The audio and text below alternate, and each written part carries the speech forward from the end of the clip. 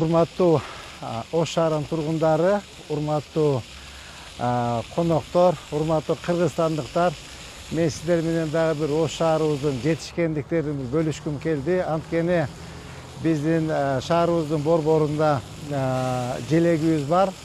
Ал желектин узундугу 45 метр. Ошол желекти жаңы желекке 95 метрлик желекке алмаштырууну чечтик.